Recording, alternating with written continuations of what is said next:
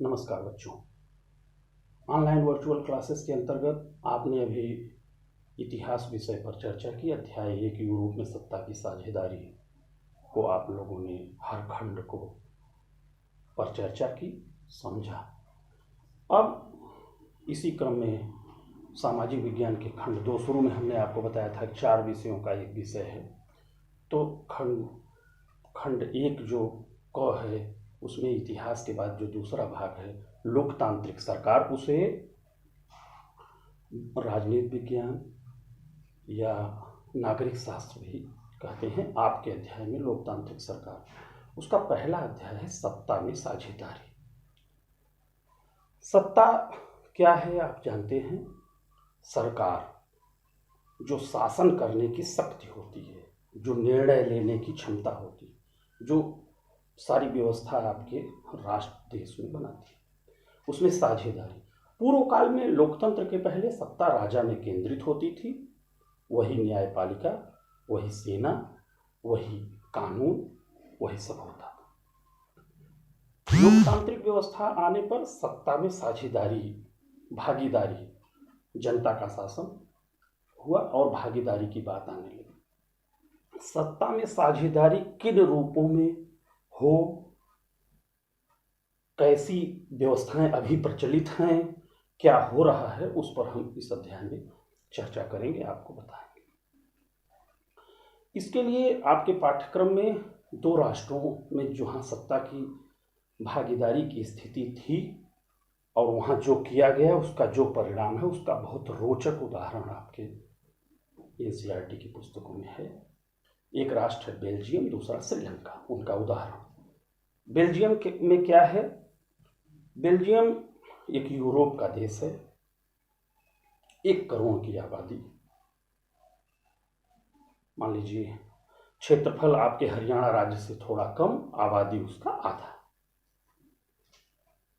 Belgium में 2 भाषा के लोग प्रमुख रूप से रह रहे हैं, एक फ्रेंच भाषी और दूसरे डच भाषी। डच भाषी लगभग 59%, 59% है, और फ्रेंच भाषी 40%। वहां के लोगों ने, और 1% जर्मन भाषी।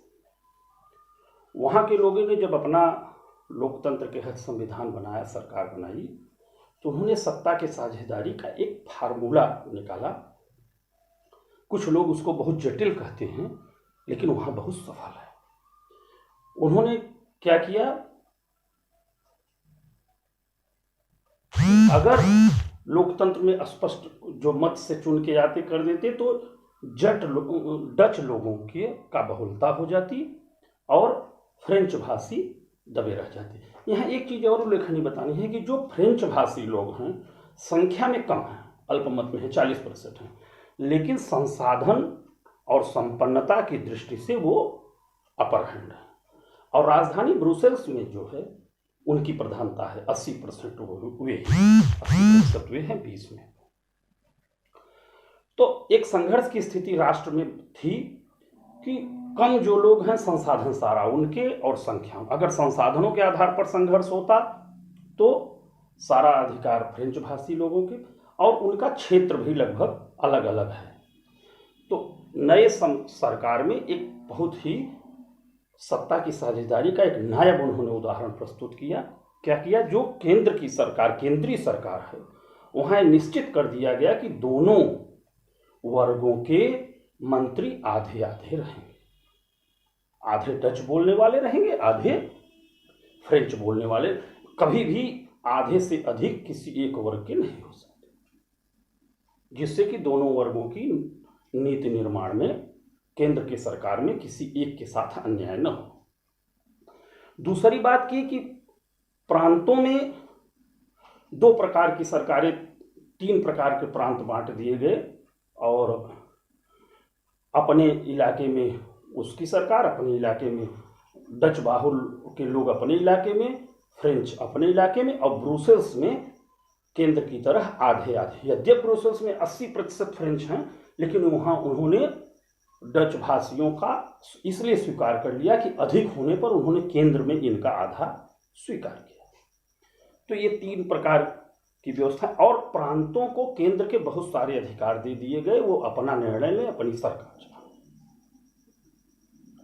प्रांत को 2 भागों में बांट के और केंद्र में आधा आधा तय कर दिया गया। चौथी एक और बात क्या की गई बेल्जियम में कि सामुदायिक सरकारें बनाई गई। डच भाषियों की सरकार, फ्रेंच की और जर्मन की, 3 प्रकार की। और पूरे देश में चाहे जहां रह रहे हों उस भाषा के लोग उनको चुन सकते हैं और कुछ कार्य अपने धर्म, अपनी संस्कृति की रक्षा के लिए करने का उनको आज़ादी मिले। यद्यपि यह बहुत जटिल दिखता है, लेकिन इस व्यवस्था ने बेल्जियम को गृह युद्ध से बचाया, विकास की तरफ ले गए। आज बेल्जियम की राजधानी ब्रुसेल्स, यूरोपीय संघ जब बना, यूरोप के सभी देशों का मिलाकर यूरोपीय यूनियन बना, उसकी राजधानी ब्रुसेल्स को बनाई गई, उसका संसद ब्रुसेल्स में। तो इस प्रकार इन्होंने जाति जो बहुलता थी देश में, जो जातियों का विभाजन था, उसको सत्ता में समेट के बांट के किसी एक वर्ग में असंतोष नहीं होने दिया कि मेरे साथ अन्याय हो। दूसरा उदाहरण भारत के पास श्रीलंका का है। श्रीलंका की स्थिति क्या है कि वहां सिंघली 74% और तमिल 18%। सिंघली भाषा बोलने वाले बहुसंख्यक बौद्ध धर्म के मानने वाले हैं और तमिल हिंदू भी हैं, मुस्लिम भी हैं। तमिलों में भी 2 प्रकार है, एक वहाँ के तमिल श्रीलंकाई मूल के और कुछ जो भारत से गए हैं औपनिवेशिक शासन में, अंग्रेजों के शासनकाल में वे यहाँ से गए और मजदूर बन के गए, किसी रूप में गए। श्रीलंका में जब 48 में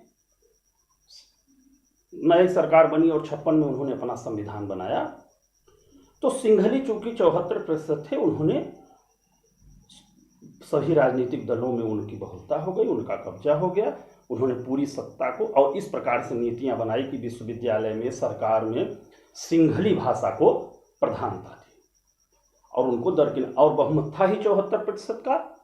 इसका परिणाम ये आया कि धीरे धीरे तमिल भाषाओं लोगों में लगा कि हम सत्ता हमारी नहीं है, बेगानी है और हमारे साथ अन्याय हो रहा। सत्ता के सब निर्णय को उन्होंने वैमनस्य का निर्णय समझा और इसका परिणाम वहाँ भीषण गृह युद्ध के रूप में हुआ।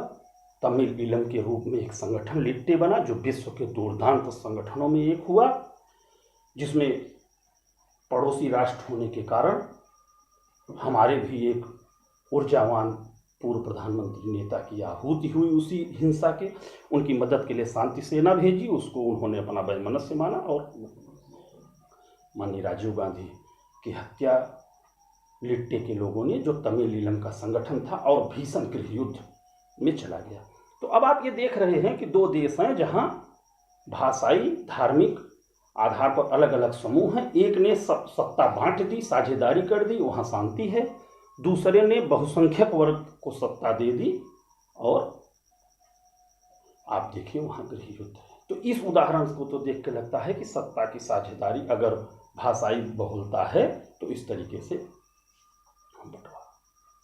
लेकिन कई मत ये भी हैं, ये लोकतंत्र के मूलभूत सिद्धांतों के खिलाफ। हर लोकतंत्र में हर व्यक्ति को हर पद पर पहुंचने का अधिकार होना चाहिए, और लेकिन एक सामंजस्य बनाने के लिए व्यवस्था है, और बेल्जियम का मॉडल और श्रीलंका का मॉडल आपके साथ। इस मॉडल के खिलाफ लेबनान का एक बहुत दिलचस्प उदाहरण है। लेबनान की राजधानी बेरूत में, वहां मूल रूप से 2 धर्म, ईसाई और मुसलमान, दोनों में 2 संप्रदाय, मैथोडिस्ट और ऑर्थोडॉक्स।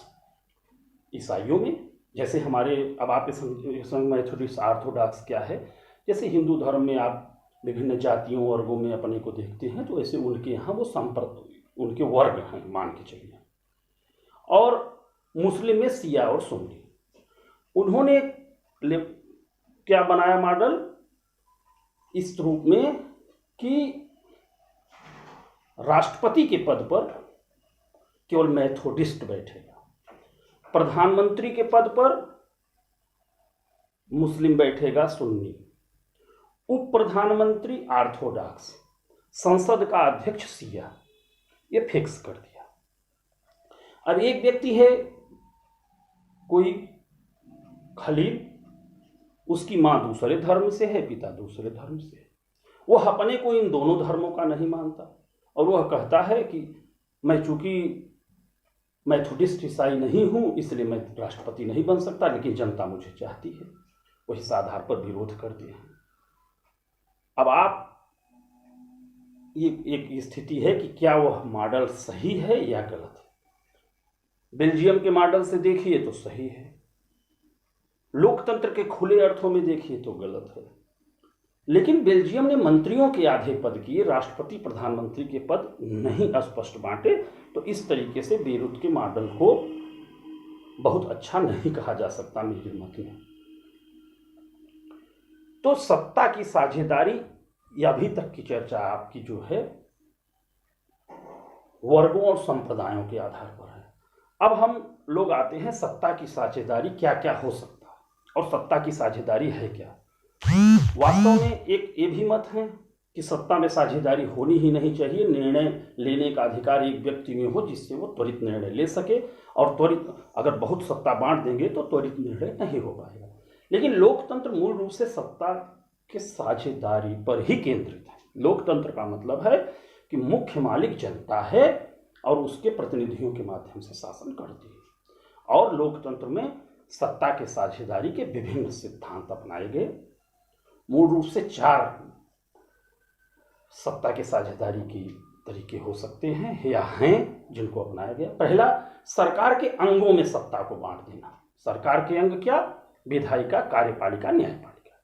विधायिका वह जो कानून बनाए, जिन कानूनों से देश का संचालन हो। कार्यपालिका जो इन कानूनों का पालन करे, और न्यायपालिका का तात्पर्य है जो कानून का उल्लंघन करने वालों को दंड दे। अब ये 3 अंग हैं, तीनों में सत्ता बांट दी जाए और तीनों अपने अपने में पृथक रहें, कोई किसी के हित एक दूसरे से टकराए नहीं। अगर आप कार्यपालिका को प्रमुख बना देंगे तो वो उनके खिलाफ अगर कोई होगा तो न्याय नहीं होने देंगे। विधायिका को प्रमुख बना देंगे तो वो न्याय और कार्यपालन को प्रभावित करेंगे। तो सरकार के अंगों में सत्ता की भागीदारी, अमेरिका इसका सबसे शक्ति पृथक्करण इस रूप में सरकार के अंगों में सत्ता की हिस्सेदारी, अमेरिका बहुत बड़ा उदाहरण है। वहाँ राष्ट्रपति कार्यपालिका का प्रमुख है और मुख्य कार्यपालक है, संसद अपना अलग, न्यायपालिका है। भारत में भी इस तरीके से सत्ता की हिस्सेदारी तो की गई है। न्यायपालिका एकदम पृथक है, लेकिन व्यवस्थापिका, विधायिका और कार्यपालिका चूंकि संसदीय लोकतंत्र है तो दोनों में मिश्रित है। जिसका विधायिका में बहुमत होगा वही कार्यपालिका, मतलब सरकार केंद्र में बनाएगा, प्रधानमंत्री बनेगा। तो जब वो प्रधानमंत्री बनेगा तो उसका विधायिका में बहुमत है तो वो विधायिका, कार्यपालिका। तो यहाँ पे लेकिन फिर भी कार्यों का बंटवारा है। एक तो ये रूप हो गया कि सरकार के अंगों में सत्ता का बंटवारा। दूसरा, सरकार के स्तरों में सरकार सत्ता का बंटवारा, जिसका भारत हमारा बहुत, जिसे सरकार को विभिन्न राज्यों में बांट दिया जाए और वे राज्य, एक केंद्र की सरकार हो, फिर राज्य अपने अपने क्षेत्र में। भारत उसका एक बहुत बढ़िया उदाहरण है। हमारा अनुच्छेद 1 कहता है संविधान का, India that is Bharat shall be union of state. India जो भारत है वह राज्यों का संघ। तो और सत्ता की आप कहेंगे कि पूरे देश को राज्यों में बांट दिया गया तो केंद्र की सत्ता क्या है? केंद्र की सत्ता क्या है? विषय बांट दिए, केंद्र के लिए अलग विषय, कुछ विषय कर दिए जो राष्ट्रीय महत्व के हैं, उस पर केंद्र सरकार कानून बनाए, उनका परिपालन करे। कुछ विषय ऐसे हैं जिन पर राज्य सरकारें, कुछ कॉमन हैं जिन पर दोनों कर सकती हैं, लेकिन अगर केंद्र और राज्य में गतिरोध होगा, अगर केंद्र उसी विषय पर दूसरा कानून बना दे, राज्य दूसरा, तो जहां गतिरोध हो वहां केंद्र वाला माना जाएगा। तो इस प्रकार सत्ता के स्तर, फिर स्थानीय निकायों को सत्ता, पंचायती राज के तहत आप बहुत सारे काम हमारे यहाँ नगर पालिकाओं और ग्राम पंचायतों, क्षेत्र पंचायतों, जिला पंचायतों के माध्यम से होते हैं। तो सत्ता के स्तरों में सत्ता का बंटवारा, केंद्र और राज्यों में सत्ता का बंटवारा, जिससे विभिन्न स्तर पर निर्णय लेने की क्षमता बनी रहे। और बंटवारा इस प्रकार से उसका कि जो राष्ट्रीय महत्व के विषय हैं उस पर केंद्र सरकार निर्णय ले, और राज्यों स्थानीय महत्व के निर्णय पर राज्य, और स्थानीय महत्व के निर्णय नाली सफाई, सड़क नाली, इन पर स्थानीय निकाय, पंचायतें और नगर पालिका। तो आपने देखा सत्ता की हिस्सेदारी की एक तरीका ये हो गया सरकार के अंगों में, और दूसरा सरकार के स्तर में। तीसरा एक हो सकता है सामुदायिक आधार पर, जो बेल्जियम और बेरूत का आपने मॉडल देखा कि विभिन्न समुदायों जो उस देश में रहने वाले हैं उनमें सत्ता की हिस्सेदारी बांट दी जाए। और चौथा एक होता है वो भी तरीका लगभग सभी प्रजातांत्रिक देशों में, कम्युनिस्ट देशों को छोड़कर अपनाया जाता है, कि देश में विभिन्न दबाव समूह, राजनीतिक दल हों और जनता को विकल्प चुनने का अधिकार रहे। आप अच्छा नहीं करते, दूसरे दल को चुन लेंगे। जैसे बहुत दिनों तक भारत में कांग्रेस की सरकार रही, फिर बाद में भाजपा को चुन लिया, बीच में अन्य दलों की भी सरकारें आई। तो ये भी एक प्रकार की हिस्सेदारी है कि एक वर्ग, एक दल को छोड़कर दूसरे दल को चुनने का हमेशा सरकार को विकल्प। बच्चों, राजनीति विज्ञान या लोकतांत्रिक सरकार के पहले अध्याय को आपको इस वीडियो में बताया गया। आप इसको देखिए, इसमें जो बातें न समझ में आए आप प्रश्नों से पूछ सकते हैं। इस अध्याय की सारी बातों को क्रमबद्ध रखने का प्रयास किया गया है। जय हिंद।